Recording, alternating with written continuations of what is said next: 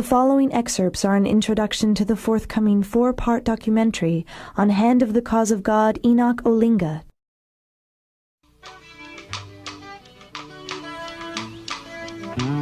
You could not pass by my house without turning in a few yards and say hello, Mr. Senoga and the family and Edith. And I always think of him as being like a light. Wherever he went, he was beautiful, a beautiful soul. He was very happy all the time, and he loves all the people. And the way he talks with people, he talks in a very polite way, and he knows what you mean in your heart. What a beautiful soul. He glowed. His smile showed so much love, and his eyes just sparkled. He glowed. He had a halo around him. I wish you could have known him. Enoch Olinga, my father, was a loving, caring person with a very big heart, great sense of humor, dedicated, and very happy. You cannot hear "Are you happy?" without hearing Enoch Olinga, and you cannot hear it and think of him without smiling, and it's like sunshine bursting through the clouds. This wonderful smile that just disarmed anybody that came in contact with him, and the most wonderful hug in the world. He had the capacity to bear hug you into paradise. His spirit was so strong, his love was so strong, his gentleness, his intelligence, everything about him had such quality to it that it revolutionized my own inner concept of what color meant or didn't mean, what spirit meant or didn't mean, what love meant. He was such a loving person, unifying person. I'm telling you, and the love of Mr. Olinga was, I'm telling you, beyond, had no boundaries. I'm telling you. And I miss him. I remember not exactly the words that he used, but more the feeling that I had. And I walked away thinking, this must have been what it was like to have met a disciple.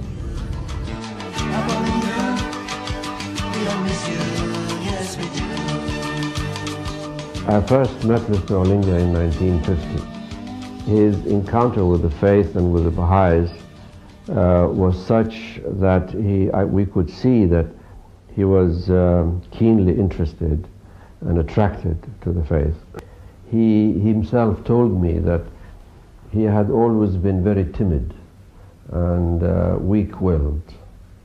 But we could see that after he became a Baha'i, he was a lion-hearted champion of the cause. Enoch Olinga responded to the Guardian's call for pioneers during the 10-year crusade in an unprecedented act of faith. Enoch offered to go to West Africa, and so Ali and I offered to take him in our car. It was the first time he was going so far away from home. We had him and 2 other Africans. Of these 3, 2 of them were Knights of Baha'u'llah. One opened Congo Brazzaville, and Enoch opened the British Cameroon. The beloved Hand of the Cause of God, Mr. Enoch Olinga, what he accomplished, Shoghi Effendi says, had never been equal in the history of mankind. To be able to have left his home in Uganda and established the faith in many countries in West Africa and some countries in Central Africa because of his love for the faith and his great sacrifice and humility. Hand of the Cause of God Amatul Baha Ruhiya Khanum recalls Shoghi Effendi's love and appreciation of Enoch Olinga. Shoghi Effendi was very proud of Enoch, who was taught the Baha'i faith by Mr. Banani and Ali Naqshbandi in Africa in their home. And then he came at the Western Pilgrim House. He was having dinner with the Baha'i pilgrims from the West, and He said, I have given Mr. Olinga the title of Abu Futu, the father of victors, because he was so distinguished in his service of the Baha'i faith. He loved Enoch. Enoch was a wonderful man. For the Baha'i faith, which at that time had spread all over the world, and even the minor islands, let alone the nations and major islands, and we had so many Baha'is of so many different backgrounds, it was wonderful that Enoch Olinga was one of the hands of the cause. Enoch was appointed by Shoghi Effendi. He came here, he saw Shoghi Effendi. After the passing of the guardian, he worked with his fellow hands.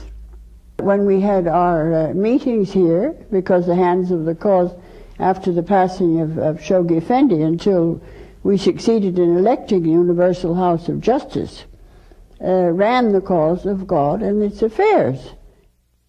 Mr. Enoch Olinga traveled around the world several times from 1961 to 1977, inspiring the hearts on every continent and many islands. As a hand of the cause of God, Mr. Olinga represented the Universal House of Justice at several intercontinental conferences and National Spiritual Assembly formations throughout Asia, Europe, Central and South America, and Africa.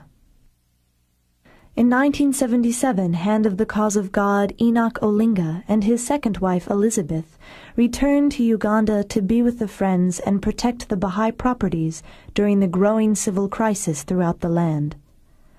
Their intertribal marriage continued to be a shining example through all their travels until their untimely deaths in 1979. I'm remembering how Mr. Olinga had been one person in Uganda and had discovered Baha'u'llah's revelation and how empowered and transformed and how huge his spirit had become to encompass the peoples of the world and beyond. That stays with me today. Thank you, God, because the desire to teach, the desire to be open to the spirit of teaching so that I can find or be in the company of one whose soul, whose spirit, whose history, whose energy, whose life could become as Enoch Olinga. The future of the African continent or the African people is bright. There's no doubt about that.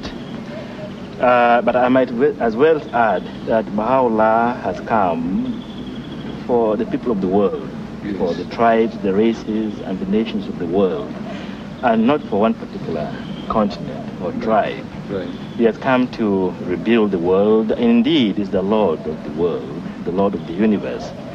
But I also remember it is, where it is said that the last shall be first, and first shall be last. In Africa, we have thousands of Baha'is and many, many centers. I can say that in a short while from now, there will be a real explosion in Africa, spiritually speaking, when thousands upon thousands will rush to the cause and embrace faith and become identified with the name of the greatest manifestation, Baha'u'llah. We are living in wonderful days, the days of the Lord of mankind. And as I believe very fervently, Baha'u'llah is the King of glory, the King of kings, the Lord of hosts. Aren't you proud to be a Baha'i? In 1953 was the inauguration of the 10-year crusade, the most important crusade in the history of the faith, because the object was the conquering of every country, every territory in the world.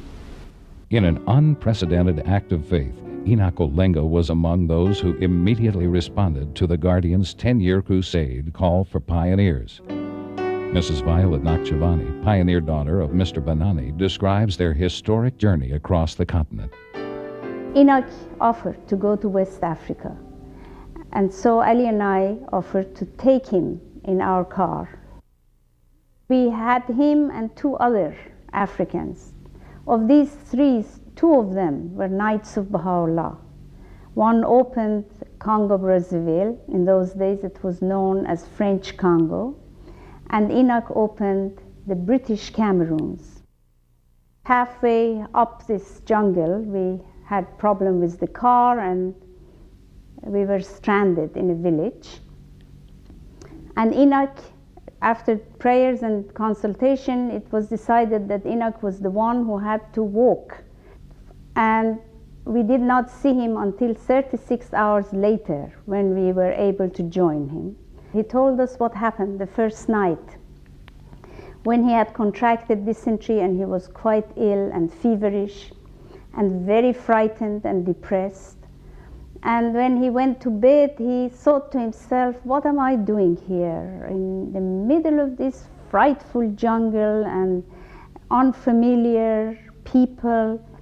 And if they kill me, nobody will know, and I have left my family and my home. Why am I doing it? It was a real test of his life.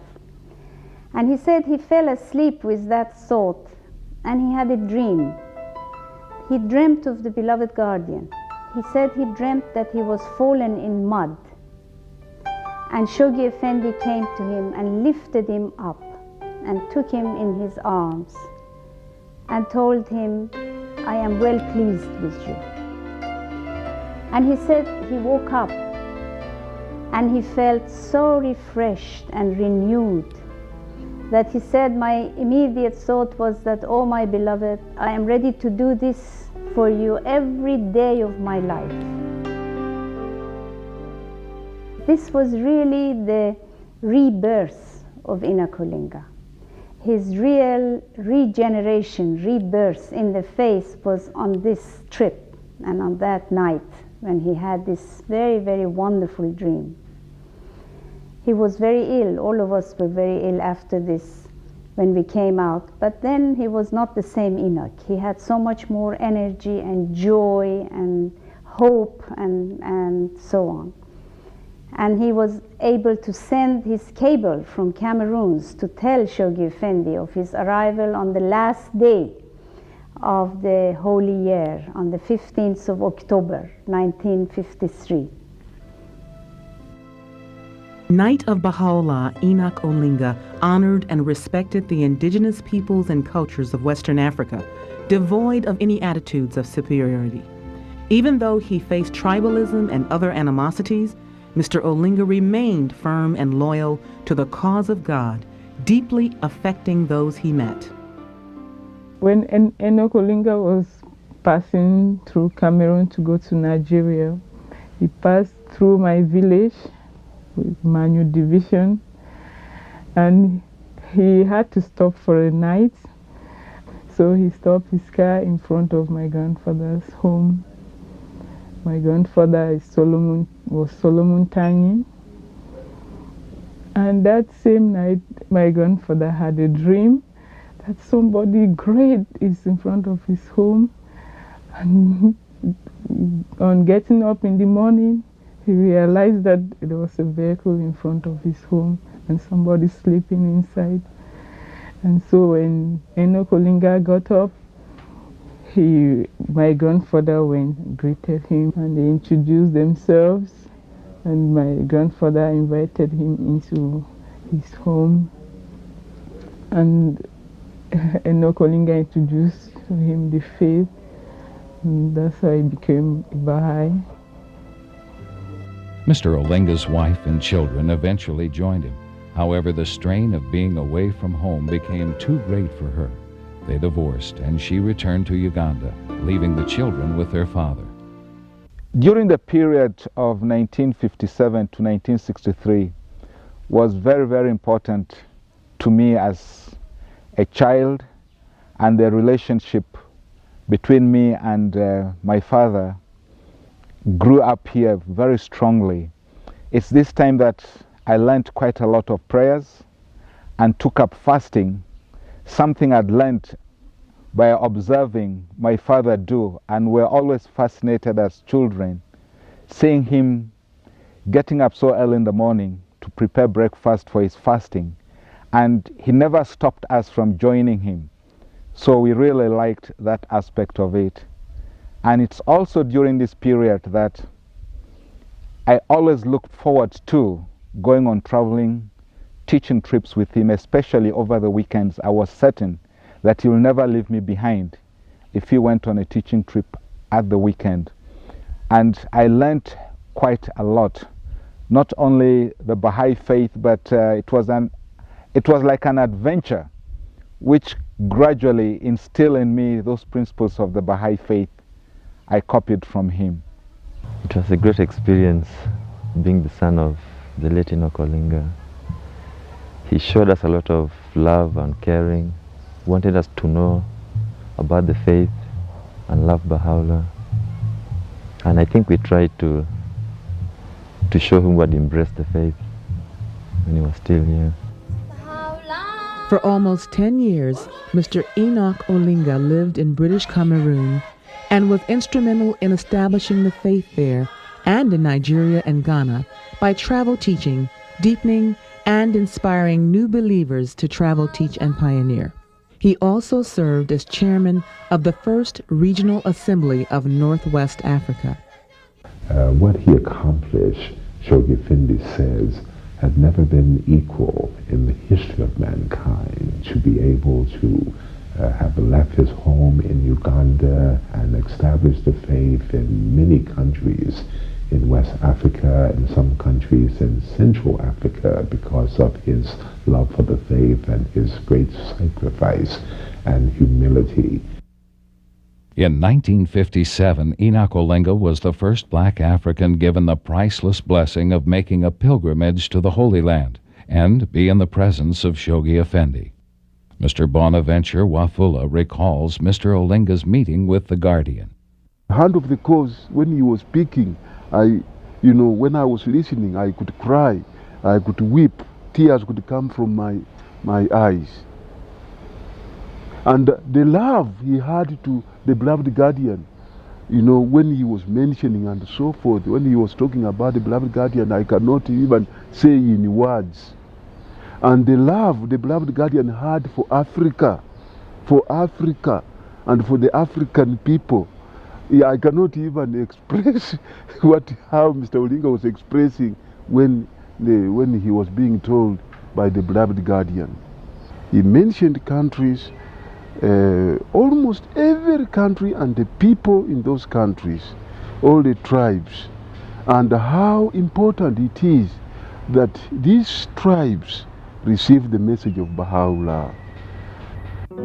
Hand of the Cause of God, Amatul Baha Ruhia Khanum recalls the beloved Guardian Shoghi Effendi's love and appreciation of Enoch Olinga. Shoghi Effendi was very proud of Enoch, who was taught the Baha'i faith by Mr. Banani and Ali Naqshbandi in Africa in their home. And then he came at the Western Pilgrim House. He was having dinner with the Baha'i pilgrims from the West, and he said, I have given Mr. Olinga the title of Abu Futu, the father of victors, because he was so distinguished in his service of the Baha'i faith. He loved Enoch. Enoch was a wonderful man.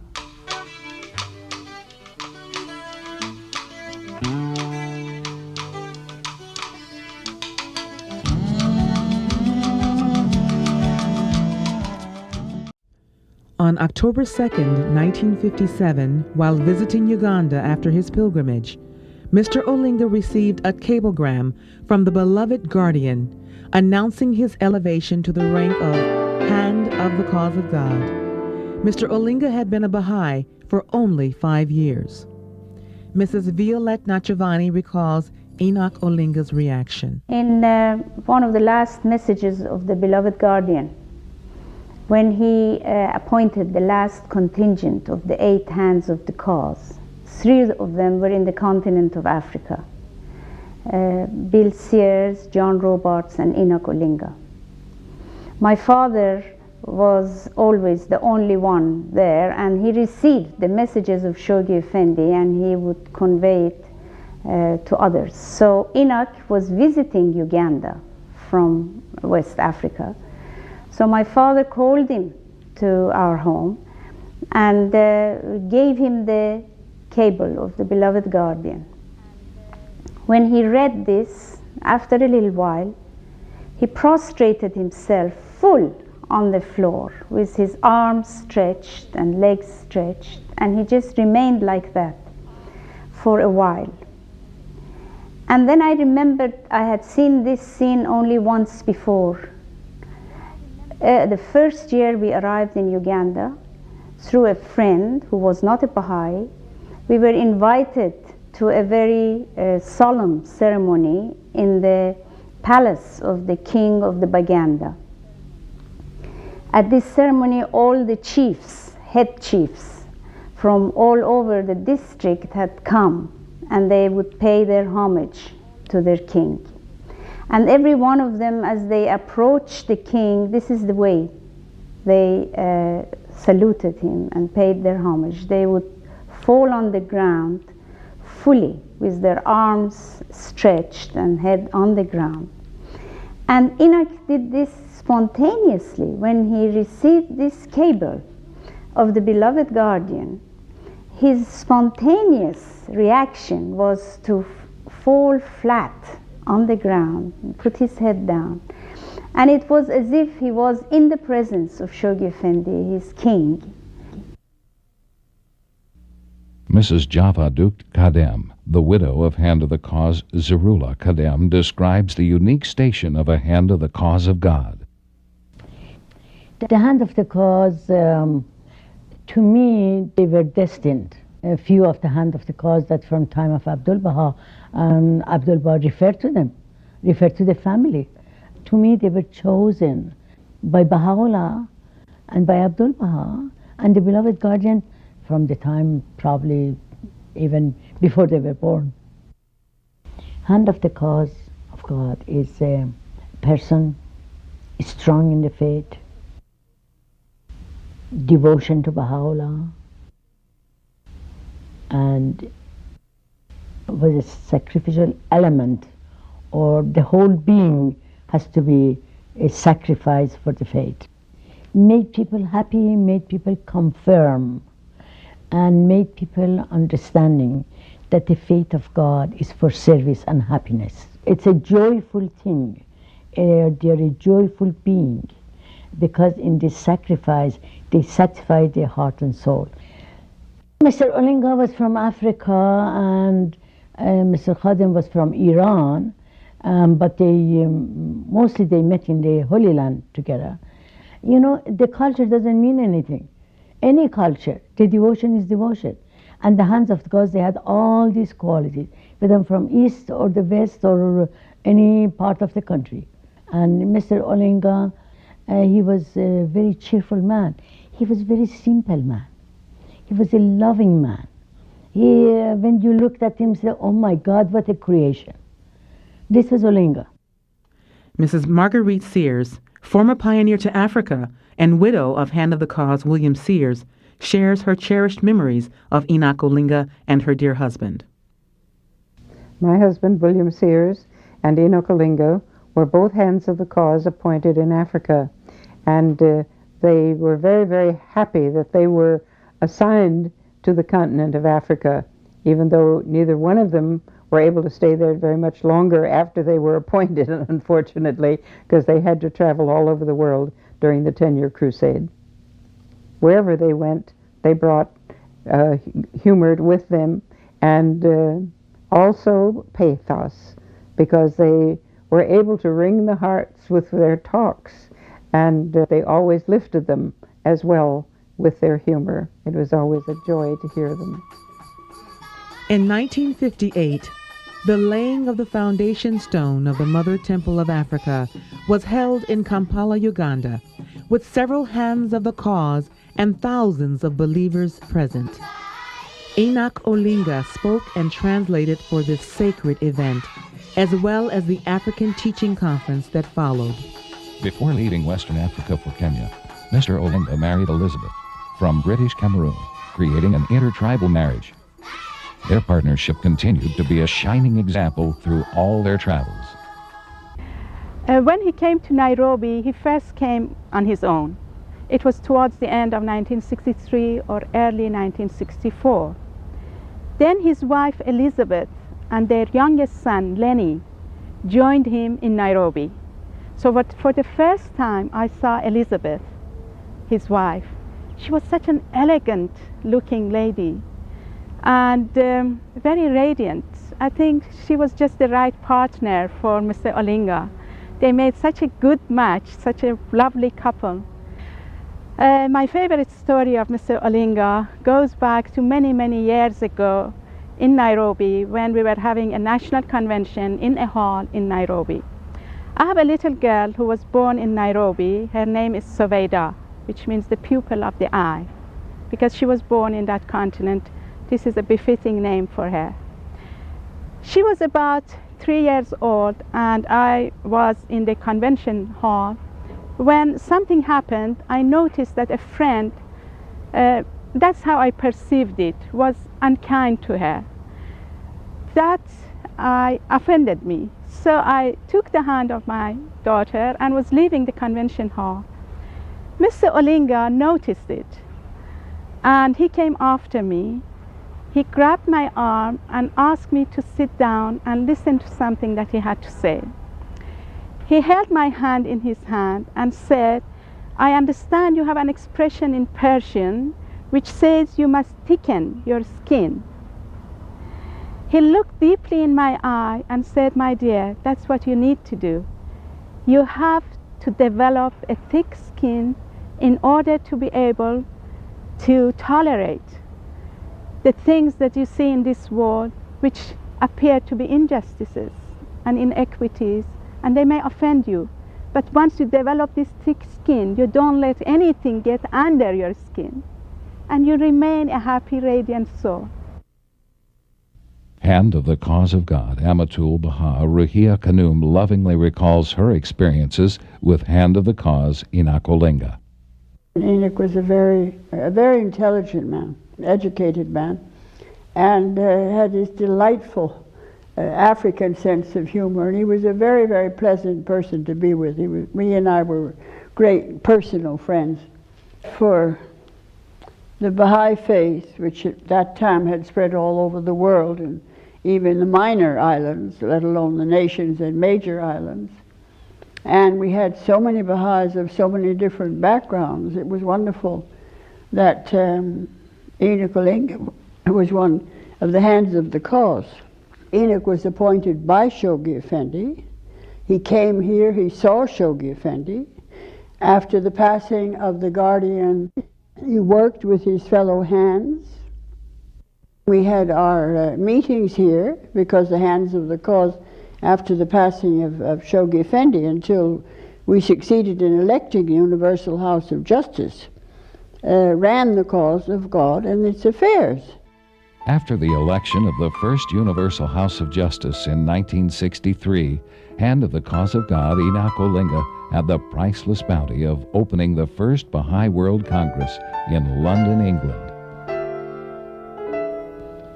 Friends, here is the text of the cablegram which was sent to the entire Baha'i world by the hands of the Cause of God.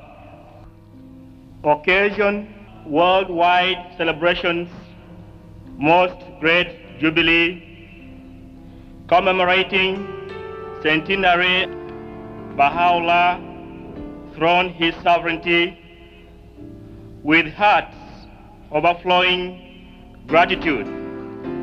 To jubilation, entire Baha'i world, victorious completion, beloved Guardian's unique crusade, now added humble gratitude, profound thanksgiving, followers Baha'u'llah for erection, Universal House Justice. August body to whom all believers must turn, whose destiny is to guide unfoldment his embryonic world order through administrative institutions prescribed by Baha'u'llah, elaborated by Abdul Baha, laboriously erected by Shoghi Effendi. and ensure early dawn, golden age phase, when the word of the Lord will cover the earth as the waters cover the sea.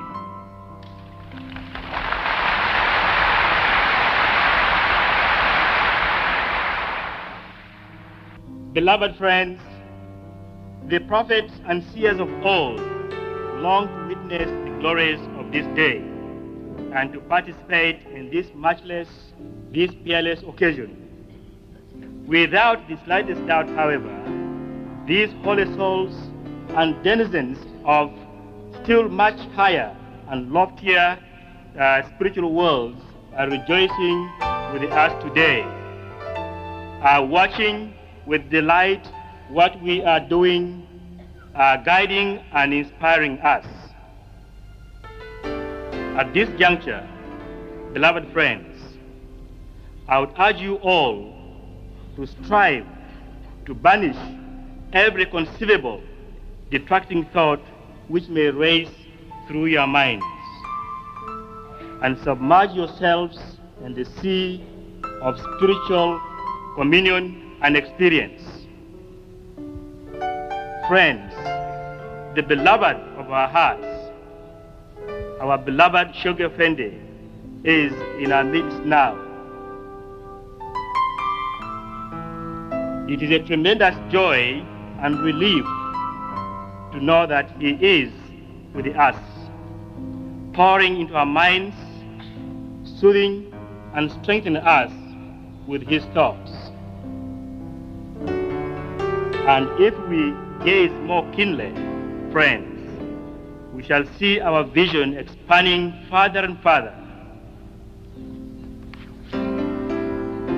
May the blessings of Baha'u'llah be with us all and enable us to fully appreciate the greatness of his station and of this day, so that we may, when we return to our respective homes and countries, make use of the dynamic forces which have been released during this time. Friends, Allahu Akbar.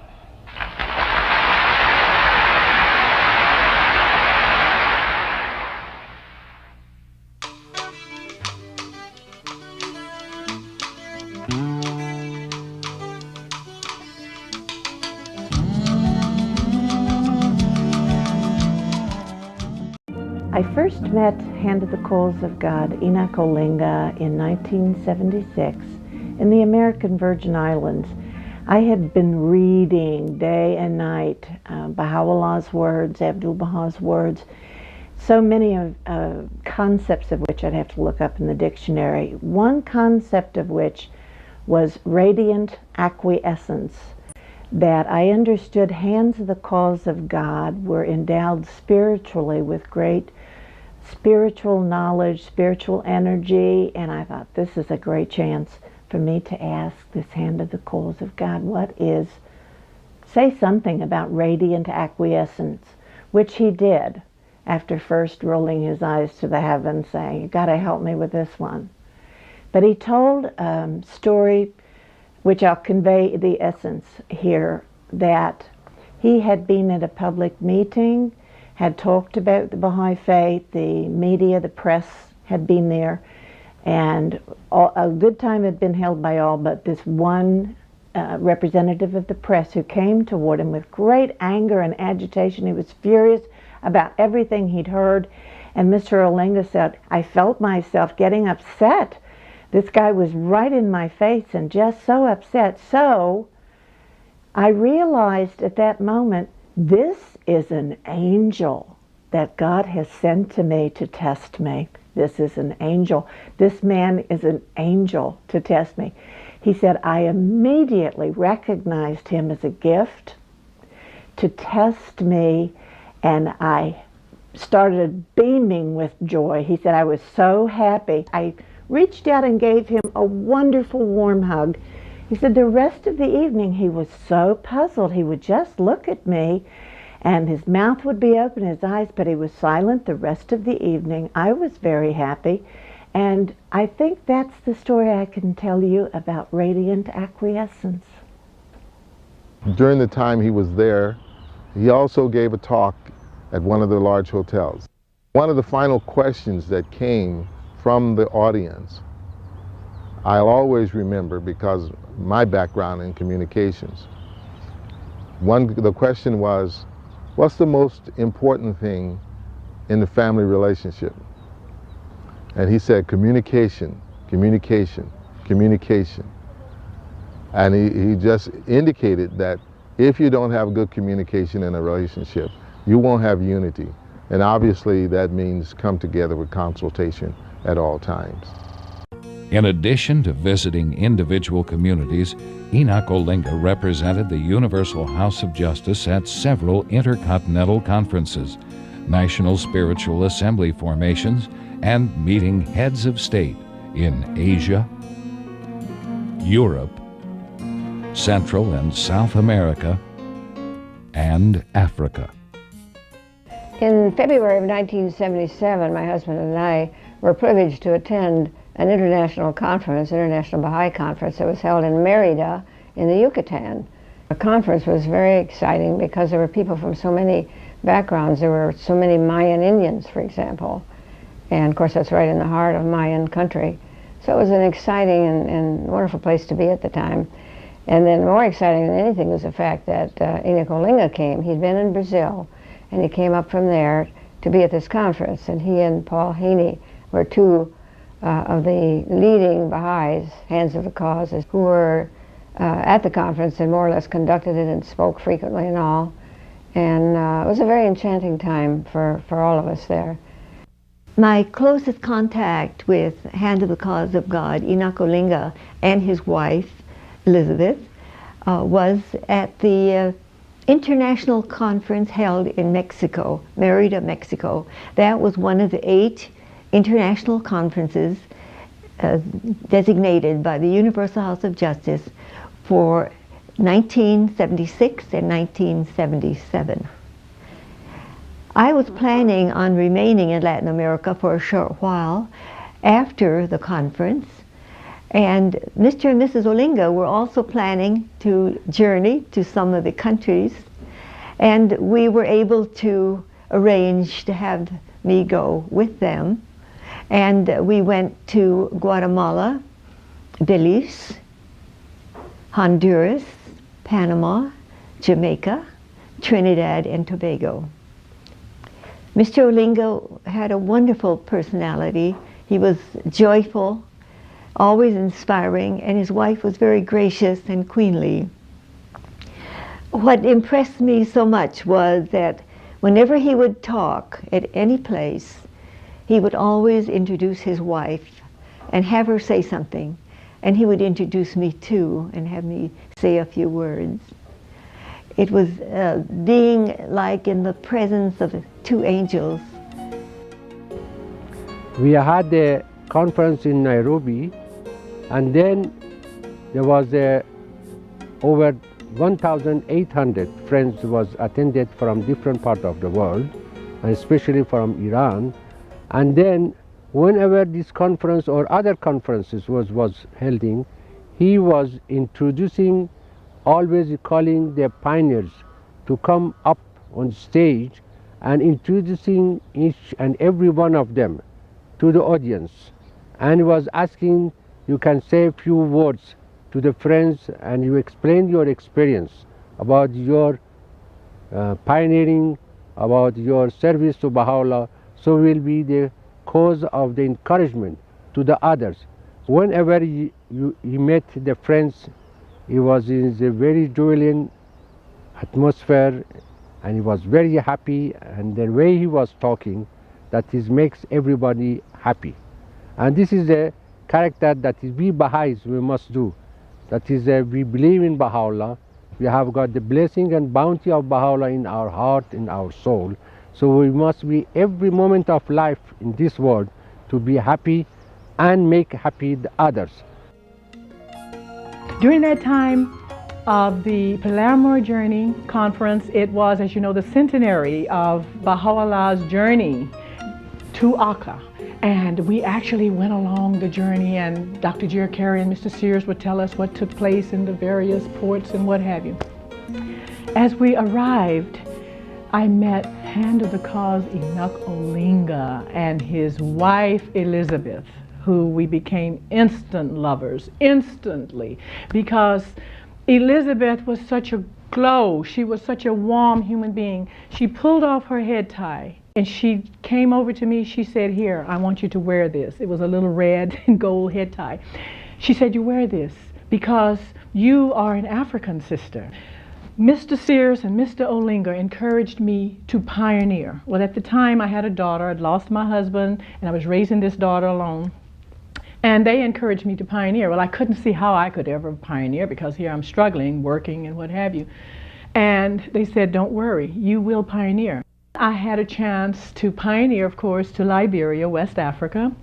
Mr. Olinga was always encouraging. He kept in touch. Elizabeth continuously kept in touch with me, wanting to know how we were doing. The one thing I remember about Mr. Olinga was his love, his humility, and his talk always about the Holy Spirit. Even though we are separated, that the Holy Spirit, the bonds and ties of the soul, the spiritual ties are always there. This was some saying of the masters.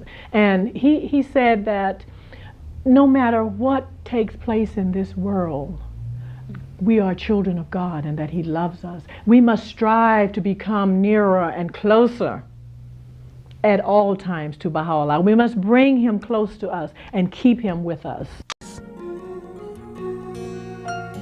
As a hand of the cause of God, Mr. Olinga continued to travel around the world for 20 years, inspiring the hearts on every continent and many islands.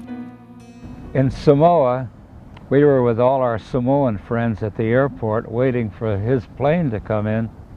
They had built a beautiful ark of flowers, and it said, "Welcome Enochi." That's the way they say Enoch in their language. And as we waited, we started thinking about, Enoch, and we started to sing, "Enoch Olinga, Enoch Olinga, Enoch Olinga, a hand of the cause." And all the Samoans joined in, and we worked on it for about 5 minutes. We had a whole song with the first two sections and a bridge, and then repeating back to the beginning. Gina helped supply words, and when he arrived, everybody sang that, and they were so overjoyed to see him, and he was so overjoyed he had tears in his eyes too. One of my wonderful recollections of Enoch Olinga was when we were in Suva, and he was speaking at a meeting that was scheduled in a little village just outside Suva. And we had rented this very big hall, and as we arrived, the room was just packed with people. And all Enoch did was just walk into the room, and he smiled. He never said a word. And the next thing we knew, the people just stood up like they were one body, and they went wild. They screamed and they shouted and they cheered, and we just couldn't believe it. I actually found I had tears running down my face. I'm even moved now. It was such a moving experience.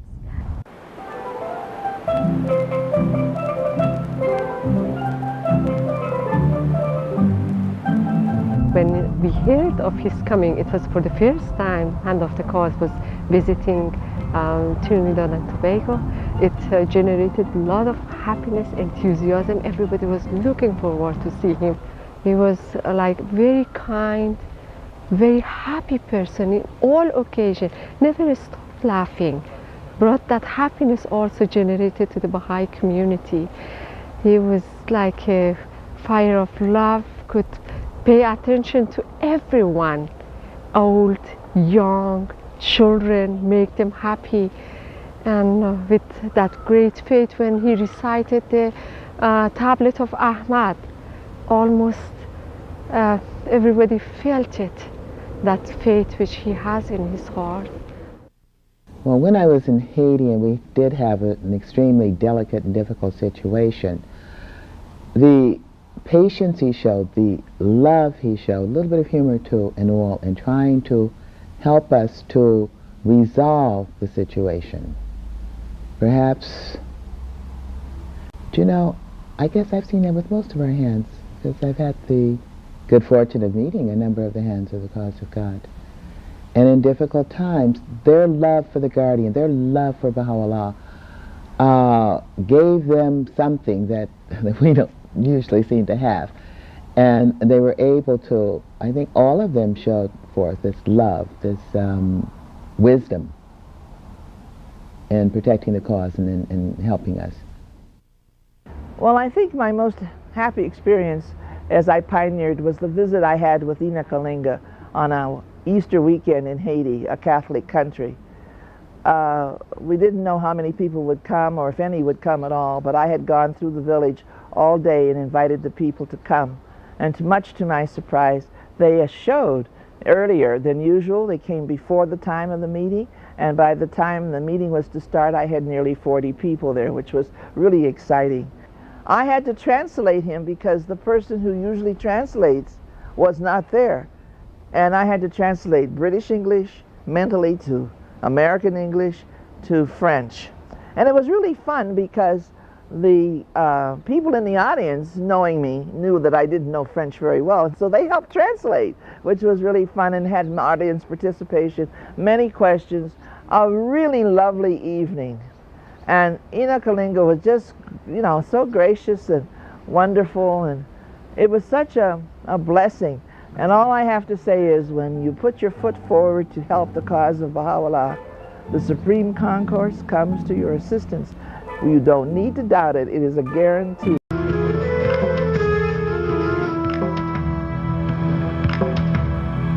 الله حقا در سالهای حدود 1972 جناب اولینگا به تهران تشریف آوردن. In the early 1970s, Honorable Olinga visited Iran, the birthplace of Baha'u'llah. It was in Tehran. I was about 16 years old and remember vividly the gathering was like a fountain of people flowing around him to the point that there was no room for a pin to drop.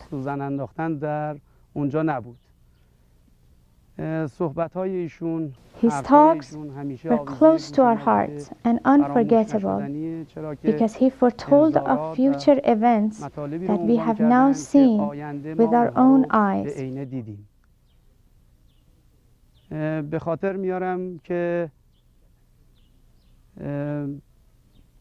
I remember wherever he traveled, there were many friends circling around him, and by saying Allah Abha and greetings would express their utmost joy. After Hand of the Cause of God Enoch Olinga's visit to Iran, the Friends in Europe in 1970 had the joy of seeing him and Elizabeth at the House of Worship. In Germany, where he said a prayer in his native language. The Baha'is of Canada and the United States were deeply blessed by the visit of Hand of the Cause of Enoch Olinga, from the east to the west coast, to the deep south, and finally north to the Mother Temple of the West. I grew up in a very segregated southern community. I didn't go to school with anyone of color. Not even high school or college. So my experience was very limited. But when I met Enoch Olinga, he opened up a new world to me of what color did or didn't mean, what spirit meant, what love meant. He was such a beautiful example of what I think God was talking about when he said, I made man in my own image. He embodied to me what spirituality was, his loving, gentle, intellectual abilities radiated to everyone. He was very impressive. I think the South now still vibrates from what he had to say and what his presence did to that community. There are a lot of Baha'is there who are still very active and have very vivid memories of his visit. I knew that he was a tribal person, and and that I'm a tribal person, and I knew that he would know things that could benefit me knowing. You know, I wanted a validation of our traditional religious beliefs, that they were from the Creator, you know, that they were in truth. I said, you know, we believe that there have been several manifestations of God who have appeared here in the Americas to our ancestors, and he smiled. He said, yes, that's true. He said, you know, he said, but a lot of people don't understand. He says there's been more than 20,000 of these manifestations of God. And I just looked at him and I was like, and he was off, looking kind of like he was seeing something in another world, and he was just relating this to me. And then he came back and he looked at me and he smiled, and he just leaned forward like that, and he put his forehead against my forehead, and we just stood there for a long time. I mean, it could have been an eternity. It was really a long time. And he just looked at me and he said, you know, he said, we'll meet again. It's always been of particular interest to me how Enoch Olinga and Louis Gregory related to each other in terms of their station and their missions in life. The founder of the Baha'i faith, Baha'u'llah, in his teachings uses as one of the cornerstones of his revelation the equality of all human beings. In the United States in particular, where racism had actually become institutionalized, the Baha'is have always felt that the elimination of prejudices and the equality of the races had to be one of the first areas that we concentrated on in teaching the Baha'i faith. And to that end, one of the most significant examples was Abdu'l-Baha, the son of Baha'u'llah, the founder of the Baha'i faith, had a particular mission for Louis Gregory in developing certain aspects of the teachings of Baha'u'llah to the Western world, particularly the early American community. And of course, as we know, Louis Gregory, after his passing, his spiritual station was elevated to that of Hand of the Cause of God, which is a very significant and honored station to hold. As I grew up in the faith, and as time went on, and the guardian, Shoghi Effendi, became the head of the faith and began to appoint other hands of the cause, these particular souls who were his right and left hand, as it were. During that early period of his administration, opening up the whole continent of Africa to the faith. And there arose amongst the early believers in Africa a young man, a very humble background, whose name was Enoch Olinga. And a man who became so inspired, so committed to the principles of the Baha'i faith and the spirit of his own development with God, became such a giant in the teaching field in Africa that Shoghi Effendi gave him the rank of Hand of the Cause of God. On my first trip to the house of worship from Florida, I met Enoch Olinga. He was such a powerful man. And even though he didn't speak to me directly, what he said was to all the people who live close to the land and who are of color: be strong, be real, and keep up your hope. Pray daily. Pray, pray, pray, and your answers will come through prayer.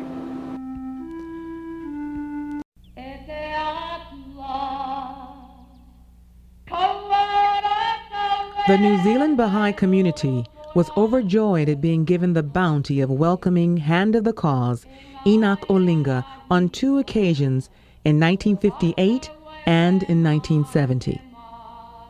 During his 9-day visit in 1958, he met with over 4,000 people in schools, public meetings, and special gatherings with the Maori, the indigenous Polynesian people of the land.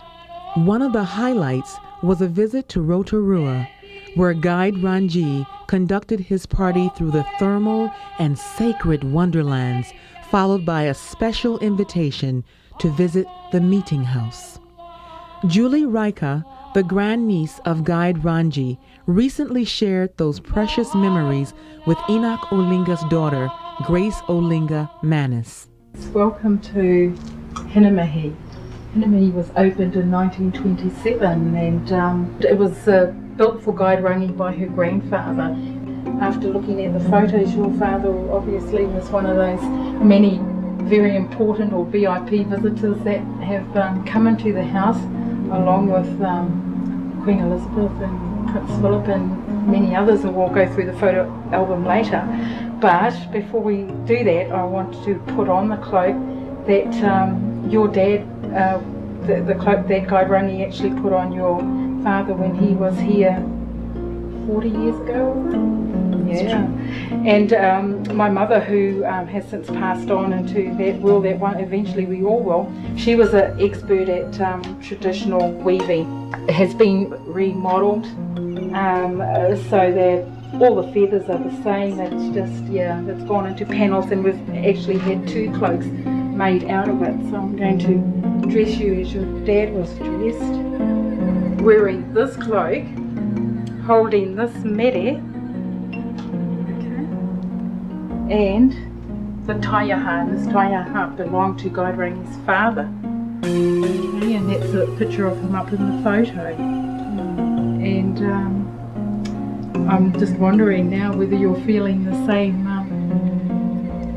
values within those things that your dad may have felt. It's a very lovely feeling. I never dreamt I'd be here today doing this. Yeah, it's a real honor. It's my pleasure, Grace, to be a part of it too. To complete the historic meeting, Julie and Grace recreated the scene in front of the consecrated meeting house. Manu and Margaret Alai, longtime pioneers to New Zealand, escorted Grace through the sacred grounds just as they had 40 years ago with her father, Hand of the Cause, Enoch Olinga. Why do you feel your father, Hand of the Cause of God, Enoch Olinga, felt a need to come to New Zealand and, in his own words, to especially bring a proclamation of who Baha'u'llah is to the Maori people of this land, the indigenous people? I don't really know if I can give that a full answer, but I know my father had the Pacific in his heart. He loved the Pacific, and I believe, I don't know, he felt close to the Maori people, though he hadn't met them, and basically because they were the indigenous people of this country. He will be remembered for his big heart. He had a big heart. He will be remembered for his beautiful smile. He had a great sense of humor, and he enjoyed a good joke. He had a contagious laugh. He just yeah, he will be remembered for his generosity. I've heard people talk of him, of his kindness, of his love, and of his giving, and he was a giving person. There were 8 of us, 8 children that Dad had, but in Uganda, I think my father has educated, I don't know how many hundreds of children. He's been responsible for sending them to school, and people, they call him Papa Olinga. On saying goodbye, the Baha'is of New Zealand realized the true meaning of love, humility, and devotion to Baha'u'llah, demonstrated by Enoch Olinga, the father of victories. I'd actually like to explain that we all know that Baha'u'llah is the promised one, is the awaited one of the nations of the world. He's the King of Kings. As a Christian, I was born a Christian. My parents were Christians of the Church of England. We are always expecting the return of Christ. And we're being taught in our church every time. And at the time I was drawing nigh when Jesus will return to earth, when I ran into a young man, a brilliant young man from Persia, Ali Nakhtubani. It was really Ali who first told me about Baha'u'llah in Kampala, Uganda. And he told me that Baha'u'llah, among other things, had said that he was the promised one of all ages, the return of the divine or spiritual reality of the manifestations of the past. That included Jesus Christ. And that struck me very much. And I was keenly interested to find more. Then Ali told me that it was one of the Baha'i principles that each and every individual should investigate the truth for themselves. So I began to look into it. You know, the future of the African continent or the African people is bright. There's no doubt about that. But I might as well add that Baha'u'llah has come for the people of the world, for the tribes, the races, and the nations of the world, and not for one particular continent or tribe. Right. He has come to rebuild the world, and indeed is the Lord of the world, the Lord of the universe. Beloved friends, I am very happy indeed to be here this evening, and I do hope that you too are happy. Are you happy? Yes. Are you really happy? Yes. Thank you very much indeed.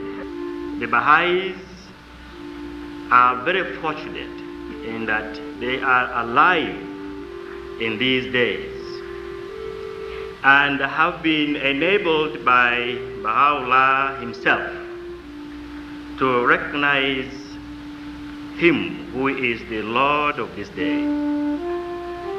And that's why Baha'is should be happy always. It is not possible, the beloved guardian explained, it is not possible for anyone in the world to be happy without God. We must know God first. We must know God. And when we know him, then we are expected to love him with all our hearts. No wonder Baha'u'llah himself, the supreme manifestation of God, has said that the first duty prescribed upon the people of the world, only one duty, and that is to recognize the manifestation of God for their day. The beloved guardian said, anyone in Africa living in a small village and unable to read or write, but believes that Baha'u'llah is the manifestation of God for today, that Baha'i in that African village occupies a very high station, a very high position in the eyes of God. He said, of all the gifts which God has given mankind, the greatest, including love, wisdom, knowledge, and other merciful qualities, the greatest is the gift of teaching the Baha'i faith. There are many Baha'is in the world. They are not aware of Baha'u'llah. That's what. Find them. That's the first thing to know. And when we are sincere, then we shall be led to them. He said, first, believe in Baha'u'llah and surrender your will in favor of the divine will. Love Baha'u'llah with all your heart. Trust in him and have confidence in him, and go out believing that he is with you and he will guide you to the right people.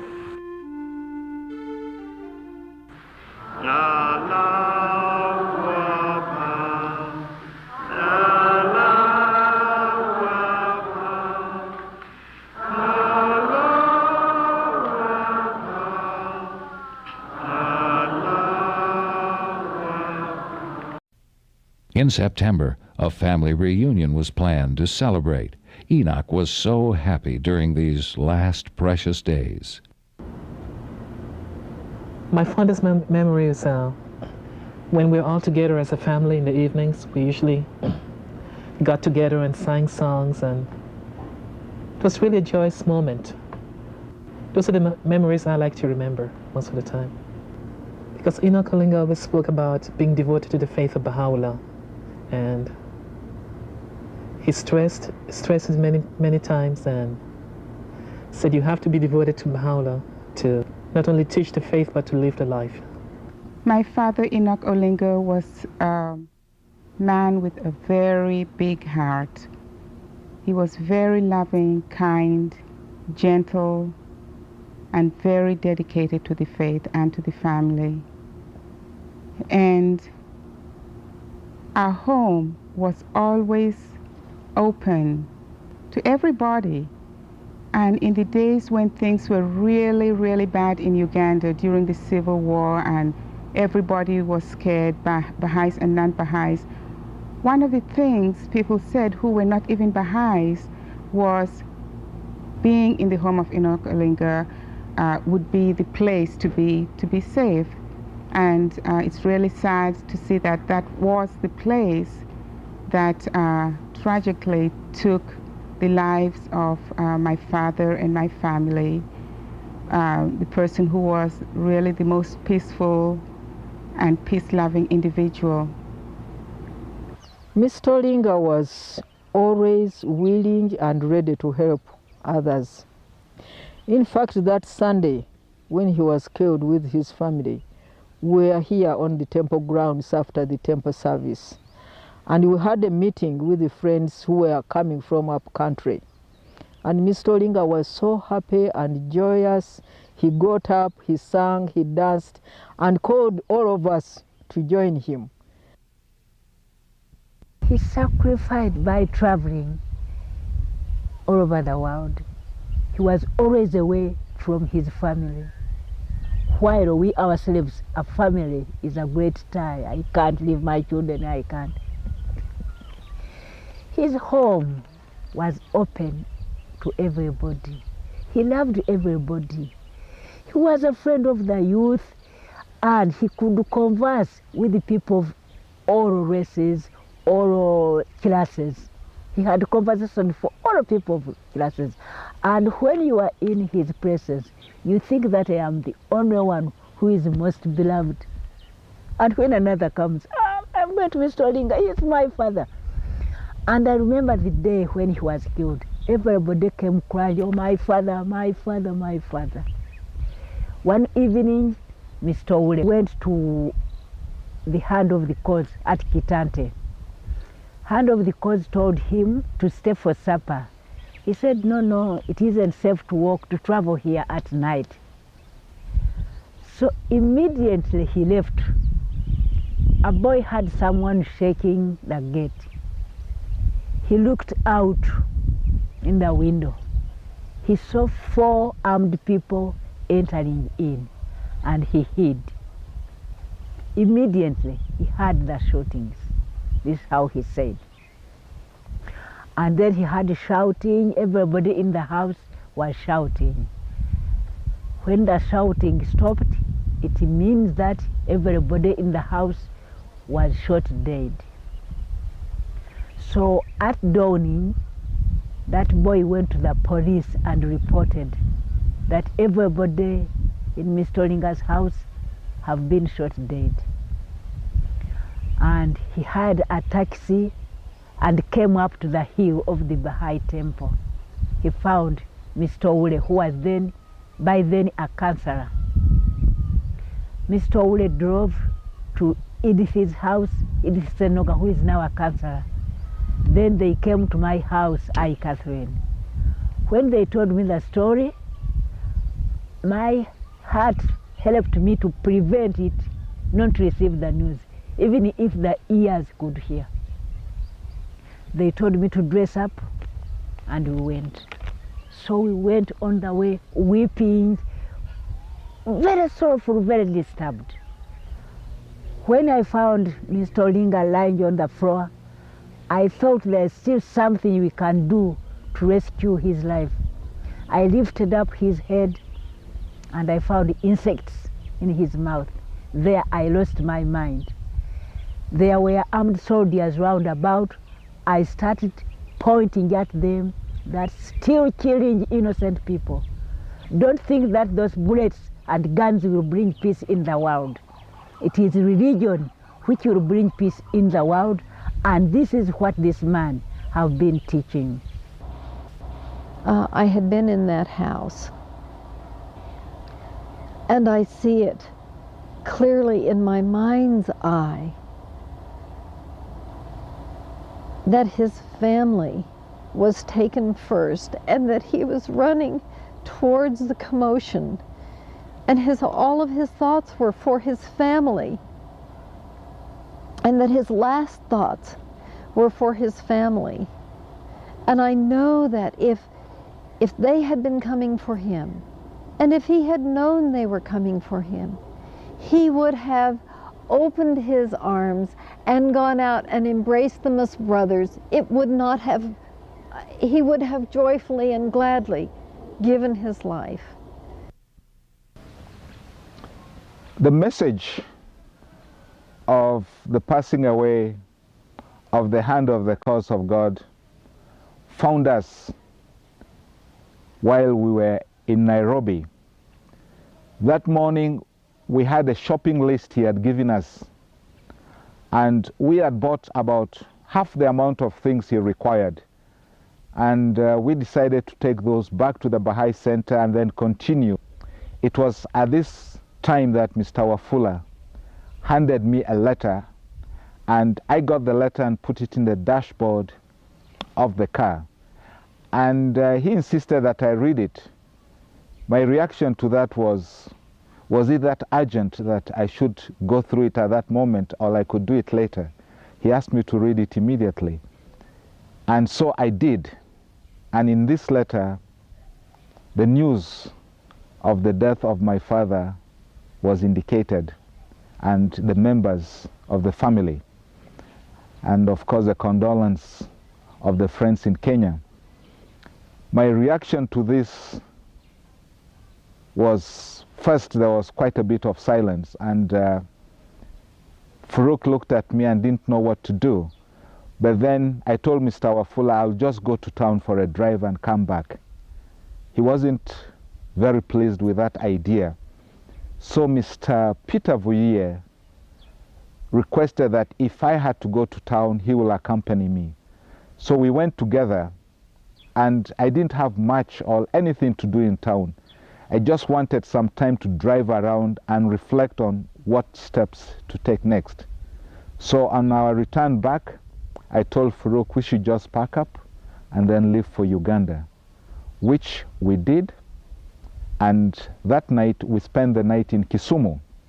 We met the Kenyan friends, Mr. and Mrs. Obora, and I was able to communicate to Mr. Ali Nakjavani that night, indicating to him our plans.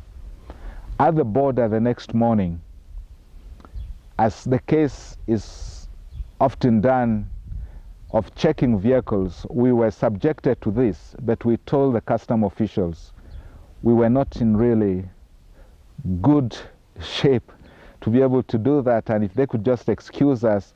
And it's at that point we saw the headlines of the newspaper about the killing of Mr. Enoch Olinga, and we showed them what had taken place, and they felt so sorry and just waved us to go immediately and continue with the journey. And on arrival to Kampala, and we found all these Baha'is gathered at his home, it's when it actually dawned to us that they were no longer with us. I went to Lesotho as a pioneer, and it was whilst in Lesotho that I met Peter, my husband. We got married in Lesotho, and we had our first child, Nabil, in the capital city, Maseru. And from Maseru, we sort of home front pioneered to a smaller place called Mafeteng. That's where Peter got a job teaching. And it was while we were in Mafeteng, and I was 6 months pregnant with our second son, Badi. Peter was at school, and he came home, and I wondered, why is he coming home? It's not lunchtime. And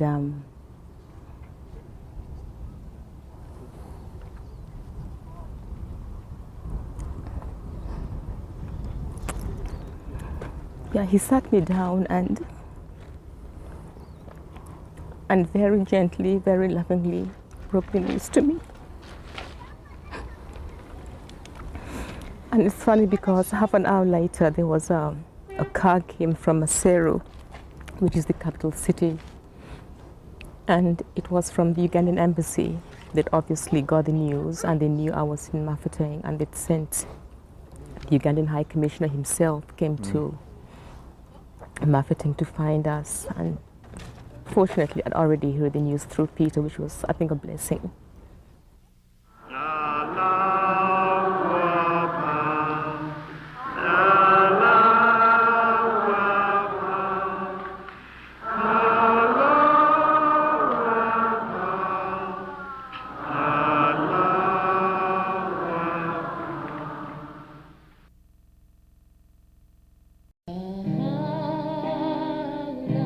With grief-stricken hearts announce tragic news, brutal murder, dearly loved, greatly admired, hand cause of God, Enoch Olinga, by unknown gunman, courtyard, his Kampala home.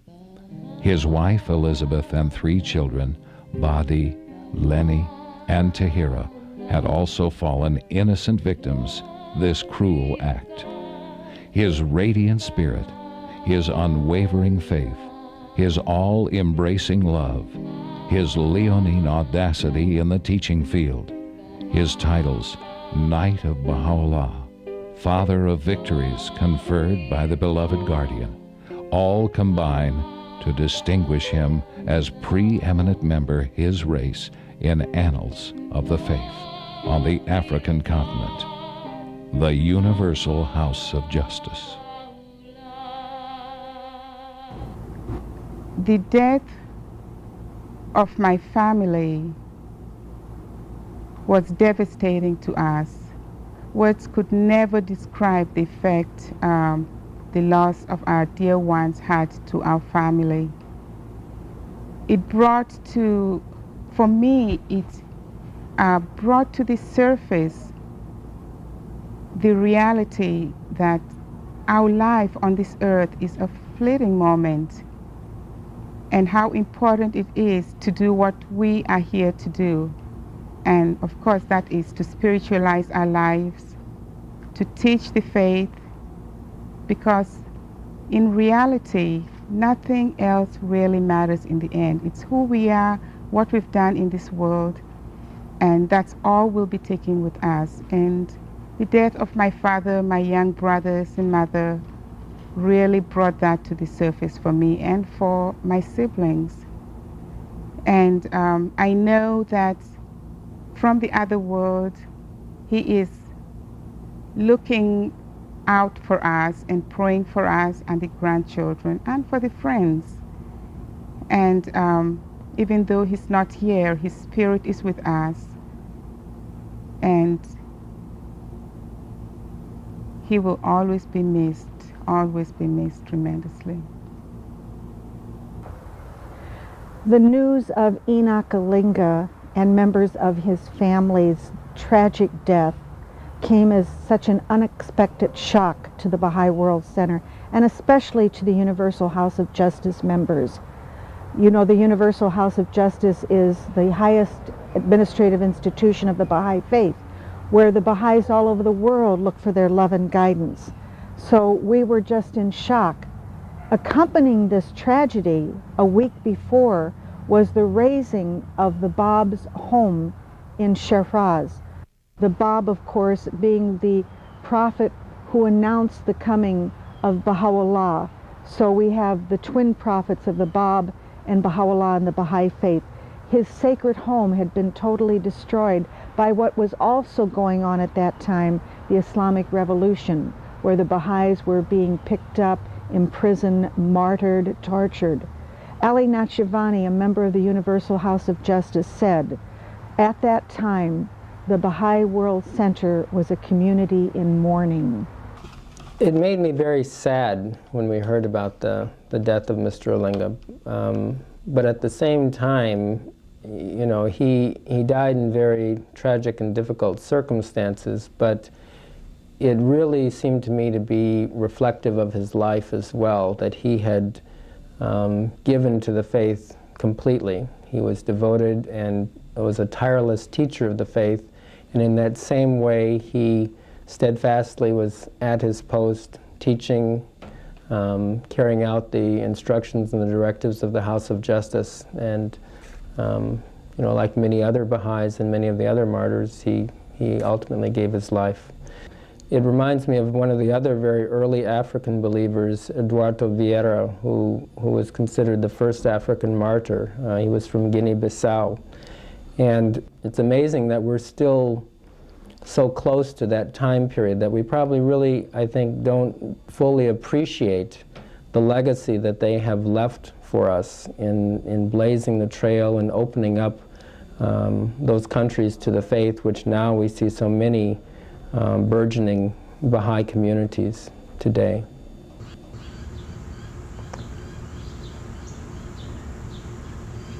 His death came unexpectedly and tragically and pointlessly. It was a great shock to everyone in the Baha'i community around the world, I'm sure. I think to me it pointed up the fact that of the great need for the revelation of Baha'u'llah to eradicate the things that lead to such acts, because they don't stand alone and by themselves, but as something that comes from a system that is definitely defective. We can grieve for his passing, and yet we know his life was spent in serving the cause he loved, and that he is in a better place. We have to stay and work here on this earthly plane. I think I never felt more sad than at the death of Enoch Olinga. Just to see his face in my mind now gives me strength and love. He was love personified. He gave us, he wrote out in his own handwriting a beautiful prayer that he said Abdul-Baha had. It was a prayer of Abdul-Baha that had been given to him when he was in the Holy Land. And it was one that he always asked his wife to say for him when he was traveling in Africa. And all I remember of it now is that he said he would go over mountains and so forth to teach the faith, and that he asked God to give him tests. But please, O God, in the hour of test, give me strength. And when he died, when we knew that his life had come to such a tragic end, that prayer came to my mind, that, oh God, you were with him in the hour of test, I know. I don't think, personally, I can forget Olinga. I don't think, no.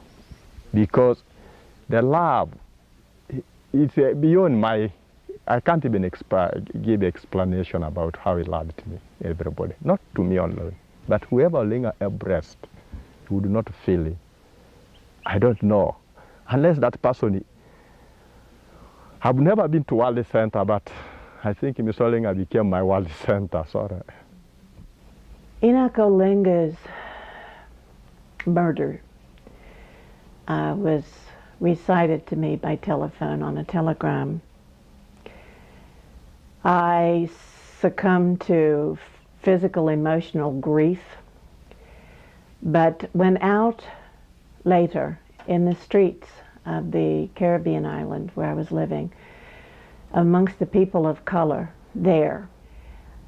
I'm remembering how Mr. Olinga had been one person in Uganda and had discovered Baha'u'llah's revelation, and how empowered and transformed and how huge his spirit had become to encompass the peoples of the world and beyond. I'm walking down the sidewalk, and every face of color that was passing me, I'm looking and saying, "Are you Enoch Olinga?" I'm thinking, every single person has to be able to hear about the revelation of Baha'u'llah. We don't know what God knows about what they have to offer. God knew about Enoch Olinga and somehow guided him to the path. And I'm looking to think, all these people, I have to tell them, is this one another Enoch Olinga? Are you Enoch Olinga? Are you Enoch Olinga? That stays with me today. Thank you, God, because the desire to teach, the desire to be open to the spirit of teaching so that I can find or be in the company of one whose soul, whose spirit, whose history, whose energy, whose life could become as Enoch Olinga. One of the last holidays we spent with Papa Olinga and Mama Elizabeth was in Kampala home. And one day he shared with us one of the mystical dream of his, which he had a night before. He called us in the sitting room and he told us that he dreamed he ascended to the next world. And he was so surprised seeing Bach, Einstein, and Beethoven. They were so busy. They were working so hard and composing music. So he asked them, "What are you doing?" They said, "The same thing we have been doing in the earth." He was surprised. And he said, "But I thought when we come to the next world, we are going to rest. And there is no more work." Beethoven laughed and said, "In fact, you need to work harder in the next world. And there is no rest."